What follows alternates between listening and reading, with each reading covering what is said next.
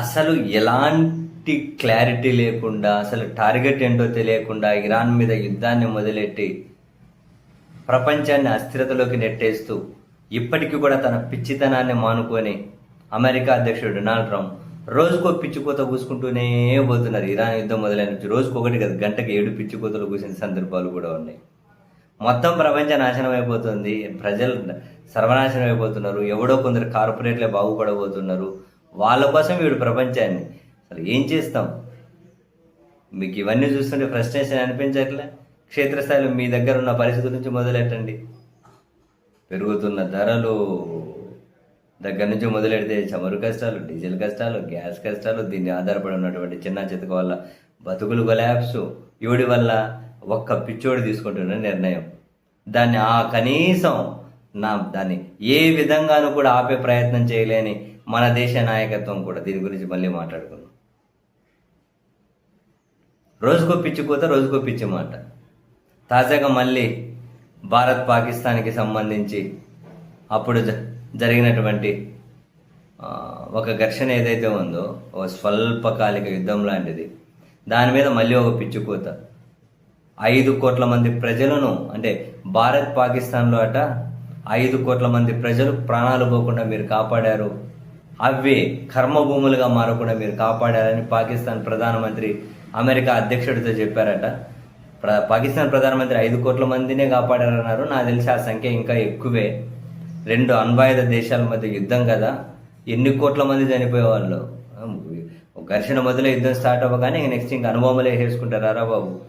వాడు వచ్చి ఇక్కడ అనుభవాలు వేసేస్తాడా? వాడు చెప్పేది ఏంది? ఈ పిచ్చి మనిషి వినేది ఏంది? 5 కోట్ల మందికి పైగా ఎక్కువ మందిని కాపాడానంటే ఇక్కడ నేనే లేకపోతే భారత్ ఏమైపోయేదో. ఇక్కడ నుంచి మొదలెట్టి మళ్ళీ అదే పాత, ఇరాన్ ధ్వంసం అయిపోయింది, ఇరాన్ ఏమీ లేదు, వాళ్ళకు సైన్యం లేదు, నౌకాదళం లేదు, వాయుదళం లేదు, రక్షణ వ్యవస్థ లేదు, వాళ్ళు మొత్తం కొలాప్స్ అయిపోయారు. అంత అయిపోతే ఈ రోజు ఈ పీపుడు పాటలు ఏంద్ర బాబు? నువ్వే ఆడ హర్మోజ్ జలసంధి లేకపోయి ఆడ ఇరాన్ ఏదైతే అడ్డుకుంటుందో దాన్ని క్లియర్ చేయరా బాబు? ఎందుకు ఇదంతా? ఇక్కడ వాళ్ళ దగ్గర ఏమీ లేకపోతే పోయి మీ సైన్యాన్ని పంపించి మరి ఇరాన్లో పాలన మీకు కావాల్సిన వాళ్ళని కూర్చోబెట్టరా బాబు? ఎందుకు ప్రపంచానికి తలనొప్పి? వాళ్ళ దగ్గర ఏమీ లేకపోతే ఈ పీకుడు మాటలు ఎందుకురా బాబు? వాళ్ళని వీళ్ళని అడుక్కుంటాడు, మీరు సాయం రా, నువ్వు సాయం రా, నువ్వు సాయం రా, నువ్వు సాయం రాలేదు నీతో కచ్చి, నువ్వు సాయం రాలేదు నీతో కచ్చి, నేను నాటో నుంచి బయటకు వచ్చేస్తా, బ్రిటిష్ ప్రధానమంత్రికి సెన్స్ లేదు, ఇంకో ఫ్రాన్స్ అధ్యక్షుడికి సెన్స్ లేదు, వీళ్ళెవరు కలిసి రావట్లే, పోయి అడిగిపోయి హర్ముజ్ దగ్గర పోయి అడ్డుకోరా బాబు అంటే పర్షియన్ గల్ఫ్లో ఇంకో పక్కే కూర్చొని నేను వచ్చే నౌకలను అడ్డుకుంటా, మా మిత్రజలాలకు సంబంధించి మా మిత్రుల సహకారంతో ఇంకెక్కడో కూర్చొని అడ్డుకుంటా. అవన్నీ ఎందుకు? ఏం లేకపోతే పో మరి ఆ హర్ముజ్, స్ట్రైట్ ఆఫ్ హర్ముజ్ దగ్గరికి వెళ్ళి క్లియర్ చేయి. మరి ఇరాన్లో ఏమీ లేకపోతే మళ్ళీ ఈ దేబరింపులు, ఈ చర్చలు ఎందుకురా బాబు? పోయి అక్కడ నీకు ఏం కావాలో చేసుకొని రాపు. ఈ కారు కోతలు కూసుకుంటూ ఎందుకు? వాడు ఇరాన్ వాడు గట్టిగానే తగులుకున్నాడు. పర్షియన్ గల్ఫ్లోనే ముంచేస్తారని చెప్పి తాజాగా ఒక పవర్ఫుల్ వెపన్ని ప్రయోగించబోతున్నాము అని. ఆ వెపన్ గురించి యాక్చువల్గా అమెరికా భయపడుతుంది, ప్రపంచం భయపడుతుంది. అమెరికా దగ్గర లేని టెక్నాలజీతో ఈ ఇరాన్ వెపన్ తయారు చేసిందట రష్యా సహాయంతో. ఇది రష్యా దగ్గర ఒకటే ఉందట సూపర్ వెపన్.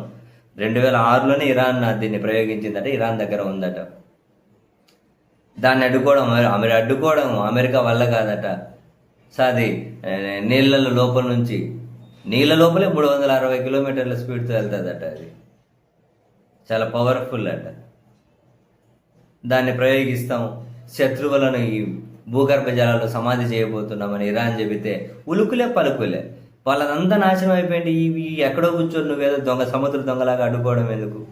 నీకు జలాలు కాదు, నీకు సంబంధం లేదు, నీకు కొన్ని వేల కిలోమీటర్ల దూరం. నా వచ్చులో నీ ఇంట్రెస్ట్ ఏంది ఇక్కడ?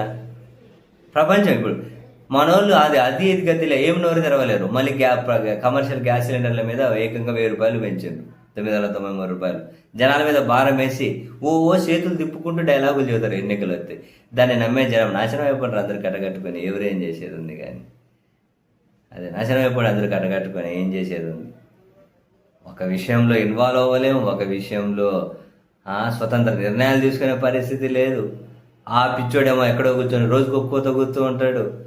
దీనివల్ల మొదట బాధితులు మన దేశమే. 150 కోట్ల మంది జనం ఉండరు, అంతా మనకు దీంతోనే ఆధారపడి ఉంది. నాశనమైపోతున్నది మనమే కదా. అరే వాడు రోజుకు ఇరాన్ పని అయిపోయింది నువ్వేం బొచ్చు బిగుతున్నావు. ఇరాన్ పని అయిపోయింది, పో మరి అక్కడికి. ఆ స్ట్రైట్ ఆఫ్ హార్మోజ్ తెరిపించి ఆ ఇరాన్ మీదకి పోయి ఏం కావాలి చేయించుకొని రాపో. ఎందుకు ఈ పీకుడు మాటలు రోజు? ఈ పిచ్చోడు ప్రపంచాన్ని నాశనం చేస్తున్నారు రా బాబు.